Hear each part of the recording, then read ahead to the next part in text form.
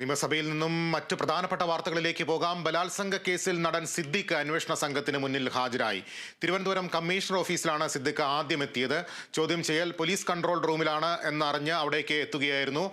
വിവരങ്ങളുമായി സൂര്യ ഗായത്രി ചേരുന്നു. സൂര്യ, ആദ്യം സിദ്ദിഖ് കമ്മീഷണർ ഓഫീസിലെത്താനിടയായ ഒരു സാഹചര്യം എന്താണ്? ഇപ്പോൾ എങ്ങനെയാണ് ചോദ്യം ചെയ്യൽ പുരോഗമിക്കുന്നത്?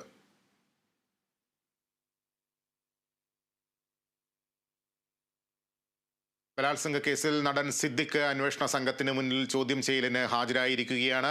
ആദ്യം തിരുവനന്തപുരം കമ്മീഷണർ ഓഫീസിലാണ് എത്തിയതെങ്കിലും പിന്നീട് തിരുവനന്തപുരം കന്റോൺമെന്റ് പോലീസ് സ്റ്റേഷനടുത്തുള്ള കൺട്രോൾ റൂമിലേക്കാണ് അദ്ദേഹം ഇപ്പോൾ എത്തിയിരിക്കുന്നത്. അവിടെയാണ് ചോദ്യം ചെയ്യൽ നടക്കുന്നത്. തിരുവനന്തപുരത്ത് നിന്ന് സൂര്യ ഗായത്രിയാണ് വിവരങ്ങളുമായി ചേരുന്നത്. സൂര്യ, ആദ്യം ഈ കമ്മീഷണർ ഓഫീസിലേക്ക് എത്താനിടയായ സാഹചര്യം എന്തായിരുന്നു?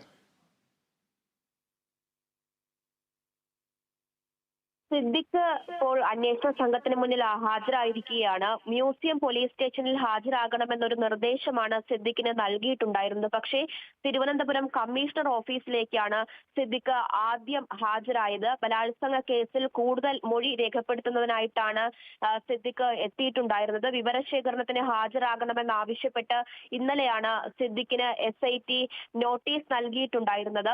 നർക്കോട്ടിക് അസിസ്റ്റന്റ് കമ്മീഷണറാണ് നിലവിൽ ഈ കേസ് ഇപ്പോൾ അന്വേഷിക്കുന്നത്. അതുകൊണ്ടാണ് കമ്മീഷണർ ഓഫീസിലേക്ക് എത്തിയത്. അസിസ്റ്റന്റ് കമ്മീഷണർ ഓഫീസിലാണ് ഉണ്ടായിരുന്നത്. ഈ ഹർജി സുപ്രീം കോടതി പരിഗണിക്കുന്നത് ഈ മാസം 22-ാം തീയതിയാണ്. ഹൈക്കോടതിയിൽ ഈ ഒരു വാദം തള്ളിയതിനു ശേഷം രേഖാമൂലം മൊഴി താൻ രേഖപ്പെടുത്താൻ അറിയിക്കാമെന്ന് സിദ്ദിഖ് തന്നെയാണ് ഒരു ഇമെയിൽ വഴി അറിയിപ്പ് നൽകിയിട്ടുണ്ടായിരുന്നത്. 2 ആഴ്ചത്തെ ഇടക്കാല ജാമ്യമാണ് സുപ്രീം കോടതി നൽകിയിട്ടുള്ളത്. നിയമോപദേശത്താലാണ് ഇത്തരത്തിലൊരു മൊഴി രേഖപ്പെടുത്താൻ സിദ്ദിഖ് തയ്യാറായത് എന്നതാണ് അറിയാൻ സാധിക്കുന്നത്. മൊഴി നൽകാമെന്ന് സ്വയം പറഞ്ഞ് സിദ്ദിഖ് വന്ന സ്ഥിതിക്ക് അതിനൊരു അവസരം ഒരുക്കി നൽകിയില്ല എങ്കിൽ അത് സുപ്രീം കോടതിയിൽ അന്വേഷണ സംഘത്തിനൊരു വീഴ്ചയാകും എന്ന് കരുതിയിട്ടാണ് അതിനൊരു അവസരം നൽകിയത്. പക്ഷേ മ്യൂസിയം പോലീസ് സ്റ്റേഷനിൽ സിദ്ദിഖ് വരുമെന്നാണ് അറിയാൻ സാധിച്ചിട്ടുണ്ടായിരുന്നത്. കമ്മീഷണർ ഓഫീസിലേക്കാണ് സിദ്ദിഖ് ആദ്യം എത്തിയത്.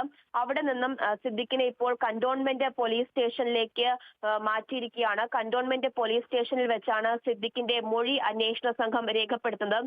മറ്റ് നടപടികളൊന്നും തന്നെ ഇന്ന് ഉണ്ടാകില്ല എന്നാണ് കരുതുന്നത്. ഈ സംഭവവുമായി ബന്ധപ്പെട്ട് സിദ്ദിഖിൽ നിന്ന് കൂടുതൽ വിവരങ്ങൾ അറിയുന്നു.